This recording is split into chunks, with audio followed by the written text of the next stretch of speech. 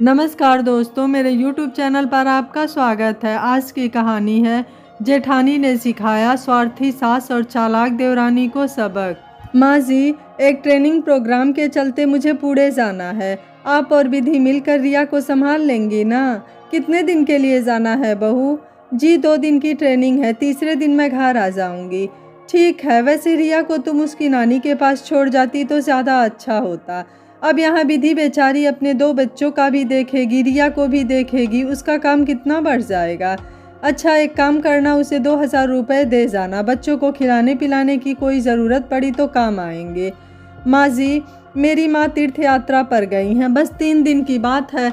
रिया को स्कूल मत भेजिएगा, घर पर ही रख लीजिएगा, जिससे आप लोगों को परेशानी ना हो। रेवती ने कसमसाते हुए कहा, क्योंकि उसे पता था सास और देवरानी दोनों के ही मुंह बन चुके थे। आखिर उसकी बेटी की जिम्मेदारी कोई लेना नहीं चाहता। ऊपर से पैसे भी लिए, मगर मजबूरी थी, जाना बहुत ज़रूरी था, वरना नौकरी से निकाल दी जाती। रेवती ना चाहते हुए भी अपनी बेटी को छोड़कर ट्रेनिंग पर चली गई। तीसरे दिन जब लौटी तो अपनी सास से बोली, रिया कहाँ है? अरे उसे बुखार चढ़ा है, पड़ी है अपने कमरे में। तुम्हारी लड़की इतनी शैतान है, 3 दिन में ही हमारा सर खा गई। एक जगह चुपचाप बैठती ही नहीं, पूरे घर सड़क पर दौड़ा दौड़ा कर इसने हमें बेहाल कर दिया। अब थोड़ी गर्म लग रही थी तो विधि ने उसने शहद चूसनी लगाकर लेटा दिया। अब तुम ही जाकर देखो क्या करना है। रेवती अपनी सास की बात सुन बौखला गई, तुरंत हाथ का सारा सामान छोड़ कमरे की तरफ भागी। सिर पर हाथ लगाकर देखा तो बेटी बुखार में तप रही थी। थर्मामीटर से चेक किया तो 102 बुखार। हाय राम, सुबह से मेरी बेटी बुखार में तप रही है। किसी ने उसे डॉक्टर के पास ले जाना उचित नहीं समझा। तुरंत उसे गोद में उठाकर कॉलोनी के बाहर मिलने वाले ऑटो में बैठ क्लिनिक की तरफ भागी और ऑटो में बैठे बैठे अतीत में जा पहुंची। 6 साल पहले रेवती के घर अमित का रिश्ता आया। पिताजी पोस्ट ऑफिस में क्लर्क थे, 2 बेटियां और थीं, इसलिए इतनी जान की लड़का इलेक्ट्रीशियन का काम करता है। पिताजी का मकान है, बहू के नौकरी करने से उन्हें कोई समस्या नहीं। इतना सुन और ज़्यादा पूछताछ ना कर उसके हाथ पीले कर दिए। शादी के कुछ दिन बाद ही पता चला अमित एक निहायती निकम्मा और आलसी किस्म का इंसान है। जब मर्जी आती है तब दुकान जाता है और जिस दिन उसका मन नहीं, घर पर बैठ मक्कारी मारता है।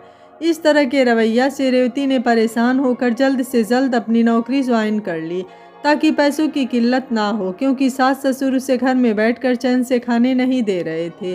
कहते, तुम्हारा पति कुछ करता नहीं और तुम हमारी छाती पर मूंग दल रही हो, मुफ्त की रोटियां तोड़ती हो। बस इन्हीं बातों से परेशान उसने अपनी नौकरी दोबारा ज्वाइन कर ली। शादी के 1 साल बाद रिया हो गई, नौकरी फिर छूट गई तो अगले 2 साल तक सास ससुर ने पैसों के पीछे उसे बहुत परेशान किया। थक हार कर उसने प्रिया को प्ले स्कूल में डाला और अपनी नौकरी फिर से ज्वाइन कर ली। शादी के इतने सालों में वह बस नोट छापने की मशीन, स्वार्थ की सीढ़ी बनकर रह गई। अपनी ज़रूरतों के साथ साथ घर में मेहमानों सभी की ज़रूरतों का जरिया बन गई। राशन भरना, बिजली का बिल देना, 2 नंदों की आव भगत और विदाई करना उसी के हिस्से में आते हैं, क्योंकि वह बड़ी बहू थी। छोटी बहू तो हमेशा नादान ही बनी रहती, जैसे उसे कुछ समझ में नहीं आता हो। इतना ही नहीं, उसकी मेहनत सिर्फ पैसे कमाने भर से नहीं खत्म होती। सुबह की चाय, नाश्ता, टिफिन और रात का खाना बनाने की जिम्मेदारी उसी की थी। छोटी बहू विधि देवरानी तो सिर्फ दोपहर का खाना बनाती, उसमें भी कितनी बार माँ बेटी के लिए सिर्फ 2 रोटी डिब्बे में पड़ी रहती, या कभी सब्जी होती तो कभी जूठन पड़ी होती।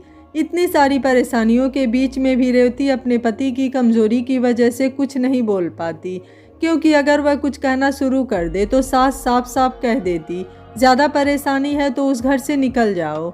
अब 20,000 की तनख्वाह में 10,000 किराए के मकान में दे देगी तो खाएगी क्या? यही सोचकर वह चुप रह जाती। ऑटो वाला बोला, बहन जी क्लिनिक आ गया। रेवती ने उसे पैसे दिए और धन्यवाद बोलकर अंदर पहुंची। चेकअप के बाद डॉक्टर बोली, घबराने की कोई बात नहीं, हल्का सा बुखार है। क्या बच्ची ठीक से सोई नहीं या फिर खाना नहीं खाई? बहुत कमज़ोर लग रही है। नहीं मैम, ये तो 3 दिन से घर पर ही थी, स्कूल भी नहीं गई। सोच रेवती आश्चर्य में थी कि कमज़ोरी कैसे। 3 दिन की दवा और मल्टीविटामिन लिख रही हूँ, पिलाती रहना, जल्दी ठीक हो जाएगी। क्लिनिक से निकल फिर रेवती ऑटो ढूंढ रही थी। मेन रोड थी, कोई ऑटो भी नहीं रोक रहा था। बड़ी मुश्किल से उसे ऑटो मिली, जिसमें बैठे ही रिया जाग गई और अपनी माँ को देख गले से चिपक कर बोली, मम्मी आप आ गई। मुझे बचा लो, चाची मुझे मार रही थी और उन्होंने मुझे बाथरूम में बंद कर दिया। दादी भी गंदी है, वो कह रही थी बंद करो इस बदमाश लड़की को, तभी इसकी अक्ल ठिकाने आएगी। बोल जोर जोर से रोने लगी। आप कहाँ चली गई थी मम्मी? अब आप कहीं नहीं जाना, आप जहाँ भी जाओगी मैं भी आपके साथ चलूँगी मम्मी। चाची और दादी दोनों बहुत गंदी हैं। रोते हुए लगातार एक ही बात कहे जा रही थी, जिसे सुन रेवती का कलेजा मुंह को होने लगा। 4 साल की बच्ची के साथ इस तरह का व्यवहार करते एक बार भी शर्म नहीं आई विधि को? जिसके खुद के 2 बच्चे हैं वो ऐसा कैसे कर सकती है? घर पहुंचते ही रेवती गुस्से से चिल्लाई, विधि बाहर निकलो, क्या इसी तरह बच्चों के साथ व्यवहार किया जाता है? तुम अपने बच्चों पर भी ऐसे ही जुल्म करती हो? तुमको एक बार भी शर्म नहीं आई? जिसकी माँ घर से बाहर गई हुई है उस बच्ची को थोड़ा ध्यान रख लो, ज़्यादा नहीं तो समय पर खाना दे दो। और तुमने तो उस बच्ची को बाथरूम में बंद कर दिया, बेचारी सिसकती रही और आप माँ जी सब आराम से देखती रहीं। आपको अपनी पोती के लिए ज़रा भी दर्द नहीं हुआ? अरे ऐसा भी क्या हो गया बहू जो गला फाड़ फाड़ के चिल्ला रही हो? बच्ची है, परेशान कर रही थी तो थोड़ा डांटना डपटना भी ज़रूरी था। विधि ने डराने के लिए बंद कर दिया, थोड़ी देर में खोल दिया, इसमें कौन सी बड़ी बात हो गई? अगर बच्चों को सही गलत ना समझाया जाए तो वे बिगड़ जाते हैं, और तुम्हारी लड़की तो बहुत बिगड़ी हुई है, 1 नंबर की शैतान है, जंगली कहीं की, किसी की बात सुनती ही नहीं। और हम इतने ही बुरे लगते हैं तो बांधो अपना बोरिया बिस्तर और निकलो यहाँ से। सास कमला जी शर्मिंदा होने की बजाय उल्टा अपनी बहू पर चिल्लाने लगी, जिससे उनकी और छोटी बहू की गलती पर पर्दा पड़ जाए। ठीक है, आज ही मैं अपनी बेटी को लेकर इस घर से हमेशा के लिए जा रही हूँ। जहाँ मेरी इज्जत नहीं थी फिर भी मैं सिर्फ लिहाज और रिश्ते निभाने के नाम पर इस परिवार में रह रही थी, लेकिन अगर मेरी बेटी के साथ इतना बुरा व्यवहार होगा तो मैं कभी भी सहन नहीं करूँगी। वैसे भी मैं इस घर की बहू कम, स्वार्थ की सीढ़ी ज़्यादा हूँ, जिसका मन आता है फ़ायदा निकाल कर चला जाता है, अब और नहीं। बोल अपने कमरे में सारा सामान समेटने लगी। तो अमित बोला, कहाँ जाओगी? कहीं भी जाऊँ, आपको क्या पड़ी है? जाकर रेलवे स्टेशन या फिर किसी फुटपाथ पर सो जाऊँगी, मगर अपनी और अपने बच्चे की इस दुर्दशा से तो बच पाऊँगी। आपकी वजह से इतने सालों से इस घर की नौकरानी से ज़्यादा हैसियत नहीं मेरी, जो घर और बाहर दोनों जगह गुलामी कर रही है, फिर भी आज तक किसी को खुश नहीं कर पाई। और ये कैसा परिवार है जो आपकी बेटी को 3 दिन नहीं रख सका? और फिर मैं कोई मटर गश्ती करने नहीं गई थी। अगर मैं ट्रेनिंग में नहीं जाती तो मुझे नौकरी से हाथ धोना पड़ता। और फिर आपको तो हमारी परवाह है ही नहीं, ना कभी आपने हमारे पक्ष में बोला। इसी वजह से जिसके मुँह में जो आता है वो बोलता चला गया। किसी ने सही कहा है, पति कद्र करता है तो पत्नी की इज्जत अपने आप हो जाती है। आज ज्वालामुखी की तरह फटकर रेवती ने अपना सारा दर्द बहा दिया। आज रेवती ने इतने सालों बाद अपने पति को आईना दिखाया था। उसे समझ में आया कि उससे भारी भूल हुई है।